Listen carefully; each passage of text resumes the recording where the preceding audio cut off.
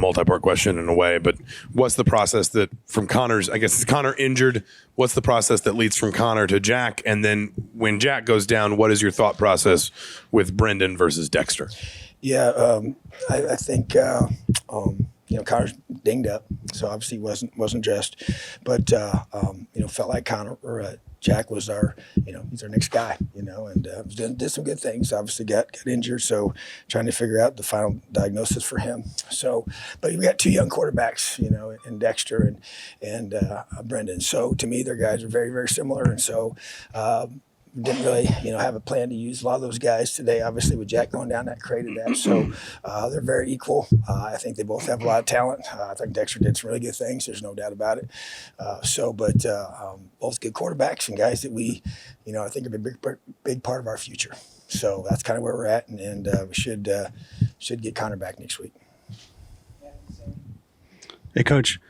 Defensively, especially in the first half, seemed like a lot of times you had guys right there when they had the ball, got arms on them, and then also when they threw it, there was guys 50-50 balls. I guess how surprised is it that this has kind of become a recurring thing, and guys who were making plays a year or two ago just don't seem to be making the same kind of plays this year? I mean, there was a couple of those catches where, you're right there.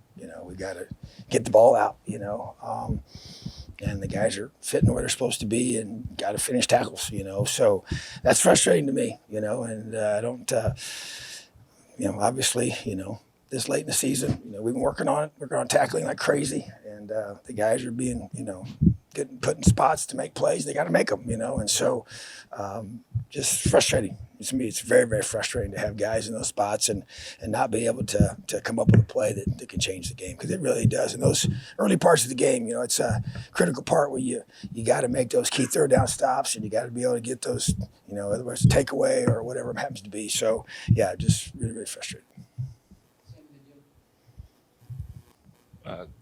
Coach, the veterans on defense are making, you call them crimes against the team, but Devin Matthews with a hit on a tight end and Taiwan getting into a little shoving match there. Is there any way that you think of maybe using the bench as motivation to help that? Yeah, I think the thing for me with Devon, that was the third one he's had, that are, on that edge of not being, using the best judgment. Obviously, it's a close situation there. I think at first we thought he was being called for targeting, which obviously he wasn't.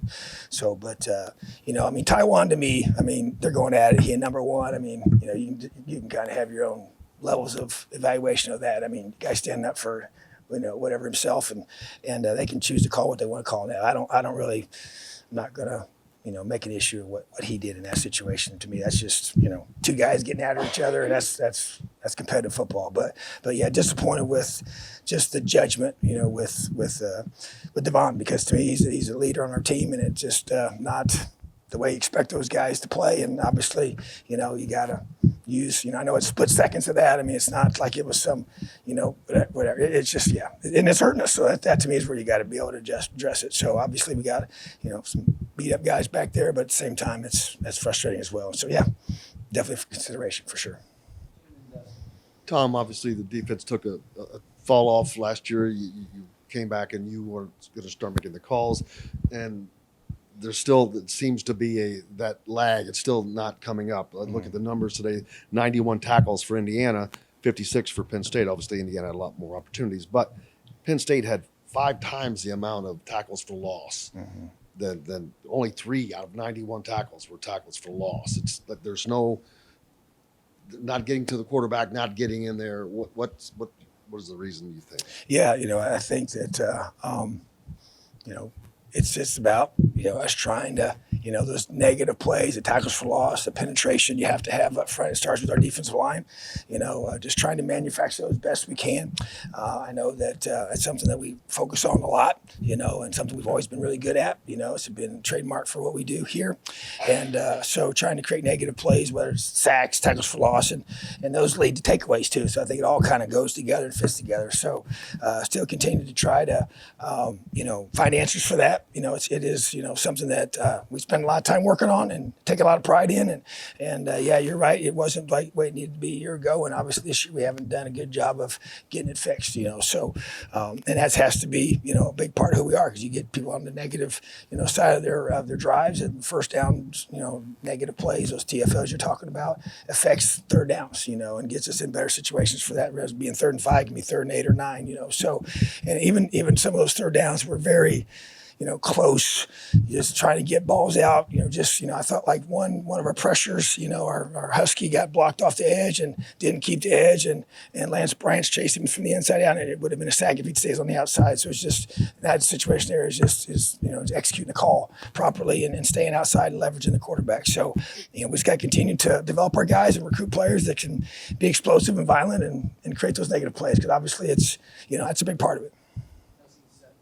I wanted to go back to Brendan and Dexter. Obviously, it seemed like at least from what we could see, that Dexter throughout the season was kind of functioning as QB3. Obviously, Brendan's a true freshman. I guess wasn't here in the spring. I guess when and how did he play himself sort of into that discussion, and what kind of reps has he had before or even going into this week with first and second team guys? Yeah, so I would say this: those guys are very, very, they're both young. They're both, talented guys. We've probably seen more of Dexter than we have of Brandon for sure. I think both of them have a bright, bright future. So to me, it's just, there's really not I think they're very close. There's no doubt about it. I actually thought today, Dexter played better, so made more plays. So to me, that was, you don't know until you play them, right? And so to me, they're both very equal. There's no doubt Dexter's been here longer, but at the same time, and moving forward, to me, it's just those guys are going to be battling it out, but not a question. And so I liked what I saw from Dexter, to be quite frank with you. So, but I think just the consistency of making throws. Obviously, the pick was not a good decision, and so we got to eliminate those. And obviously Brandon threw a pick, but his was a little bit different. But at the same time, you like to be able to have both those guys be developed in our program and continue to compete, because I think they both have a really bright future. Tom, you had offensively, I think it was 8 straight drives without a first down. Obviously, the Jack's injury kind of impacted that, I guess. And I know a lot of the bye week is spent self-scouting and all of that. But, with the extra time to lock in on the game, I guess, what do you feel went wrong with the offensive game plan tonight? And is there, I guess, big picture, is it more the offensive game plans, or is it kind of just things happening in individual games that the other teams are throwing at you? Well, I mean, I think, bottom line is no matter how much time you have or don't have, you got to execute, and I feel like, it's really difficult up front, not being able to give our backs a chance to get seams to run through and the quarterback's time to throw, So that to me is really the bottom line. I think we have to really focus on, getting ourselves, continue to work to get better there, because it's not good enough. And it's killing us right now. It's making it very, very difficult for our offense. I don't care who the quarterback is. It doesn't matter who the running back is.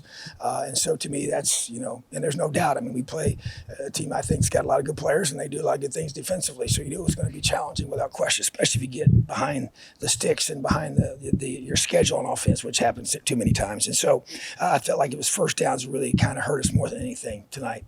But to me, it's a frustrating thing. But in order to move the football, it's got to start up front, and we got to do a better job in that area for sure, and obviously making changes, as much as possible, and got to keep working on that. But that to me, like you said, you can go here and there's no magic scheme. You got to block them up front, and when you block them up front, then everything works a whole lot better. It's about getting our playmakers the football and letting us have a chance on offense. And so I'm excited about these young quarterbacks, but at the same time, we got to get better up front so we can highlight those guys and let them do what they do.